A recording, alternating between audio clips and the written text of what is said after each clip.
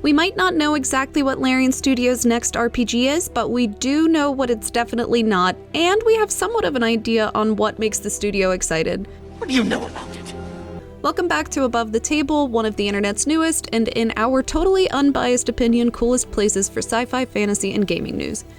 If you like supporting independent news and our household's Warhammer collection, please remember to hit those like and subscribe buttons to help us continue our growth. Now on to our actual topic of the day, the mystery surrounding Larian Studios' next games. While the Belgium-based developer and publisher has hardly been hiding under a rock over the years with the Divinity Original Sins games under their release lists, the gaming industry is eager for whatever Larian will release next following the success of their 2023 release Baldur's Gate 3. BG3 continues to be held in high regard both amongst players and critics as the game gets further and further away from its release but maintains or even grows its popularity.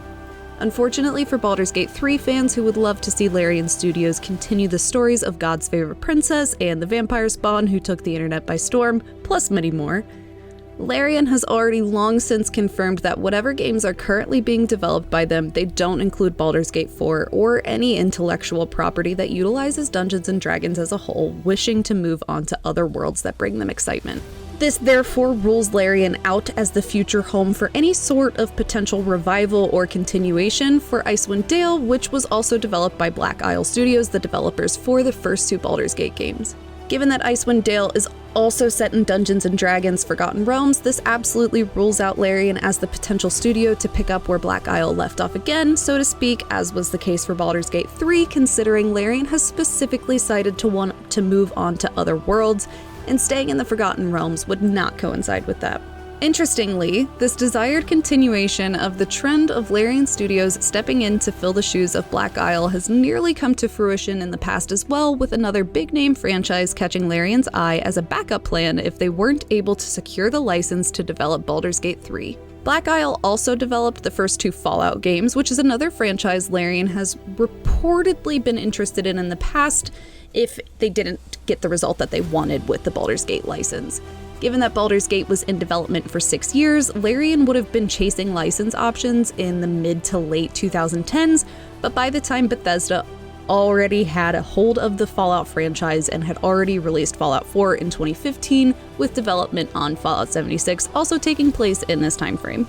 Bethesda has Fallout 5 locked down in their development rooms for future release, though there's no telling when that will be, so we know it's not that particular franchise still, but that doesn't mean that a different intellectual property with a similar premise isn't a candidate for the Larian Studios treatment. Personally, I'm a massive Fallout fan and Larian fan, so while that particular collaboration would be a dream for me, and it's a bit of a sad moment to accept the unlikelihood of it ever to come true, I'm still optimistic that what Larian could be working on anyway would be a post-apocalyptic or post-nuclear Fallout look on society. Given that Larian has demonstrated time and time again that they are capable of exploring exceedingly dark content and providing it to their players in a way that doesn't feel like it's done simply to be edgy, I'd personally love to see the characters and storylines that Larian could construct for a post-apocalyptic game. And hey, since we can't have Fallout specifically, I'm willing to settle with something similar.